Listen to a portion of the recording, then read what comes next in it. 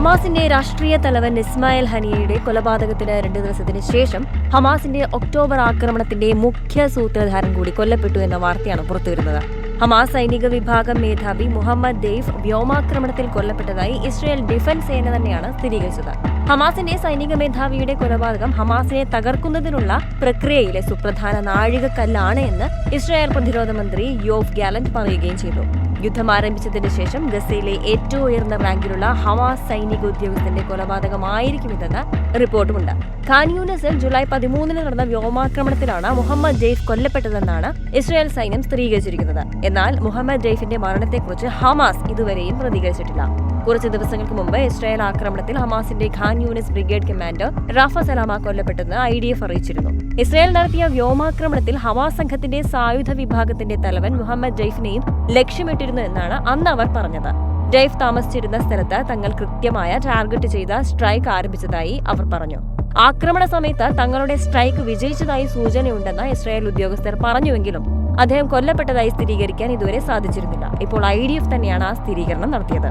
ആരാണ് മുഹമ്മദ് ദെയ്ഫ്? 1200 പേർ കൊല്ലപ്പെടുകയും 250 പേരെ തട്ടിക്കൊണ്ടുപോവുകയും ചെയ്ത തെക്കൻ ഇസ്രായേലിൽ ഹമാസിന്റെ നേതൃത്വത്തിൽ ഒക്ടോബർ 7 നടന്ന ആക്രമണത്തിന്റെ പിന്നിലെ സൂത്രധാരന്മാരിൽ ഒരാളാണ് ദെയ്ഫ്. ഹമാസിന്റെ അൽ ഖസാം ബ്രിഗേഡിന്റെ കമാൻഡറാണ് മുഹമ്മദ് ദെയ്ഫ്. ഗസയിലെ ഹമാസ് നേതാവ് യഹിയ സിൻവറുമായി ചേർന്ന് സംയുക്തമായാണ് ആക്രമണം നടത്താൻ തീരുമാനിച്ചതെന്നാണ് റിപ്പോർട്ട്. ഏകദേശം 3 പതിറ്റാണ്ടായി ഇസ്രായേലിന്റെ മോസ്റ്റ് വാണ്ടഡ് ആളുകളുടെ കൂട്ടത്തിലും 2015 മുതൽ US അന്താരാഷ്ട്ര ഭീകരരുടെ പട്ടികയിലും ഉണ്ടായിരുന്ന ആളാണ് ദെയ്ഫ്.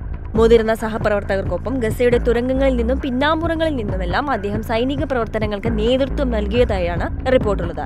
ദെയ്ഫിനെ കൊല്ലാനുള്ള ഇസ്രായേലിന്റെ മുൻകാല ശ്രമങ്ങളിൽ പലതിലും അദ്ദേഹം രക്ഷപ്പെടുകയായിരുന്നു. എന്നാൽ ഒരാക്രമണത്തിൽ ദെയ്ഫിന് ഒരു കണ്ണ് നഷ്ടപ്പെടുകയും ഒരു കാലിന് ഗുരുതരമായ പരിക്കേൽക്കുകയും ചെയ്തതായി ഹമാസ് വൃത്തങ്ങൾ അറിയിച്ചു. വർഷങ്ങളുടെ അതിജീവനം അദ്ദേഹത്തെ ചില പലസ്തീനികളുടെ നാടോടി നായകനായി മാറ്റുകയും ചെയ്തു. അതേസമയം Ismail Haniyeh, Mohammed Deif, Yahya Sinwar എന്നീ 3 ഹമാസ് നേതാക്കളുടെ പേരുകളാണ് ഒക്ടോബറിലെ ആക്രമണത്തിന് പിന്നിലെന്നാണ് വാഷിംഗ്ടൺ പോസ്റ്റ് റിപ്പോർട്ട് ചെയ്തത്. ഇസ്മായിൽ ഹനിയയുടെയും ഹെസ്ബുള്ള കമാൻഡർ ഫുവാദ് ഷുക്കൂർ എന്നിവരുടെ കൊലപാതകത്തിനും പിന്നാലെയാണ് മുഹമ്മദ് ദെയ്ഫിന്റെ മരണം ഇസ്രായേൽ ഇപ്പോൾ സ്ഥിരീകരിക്കുകയും ചെയ്തിരിക്കുന്നത്.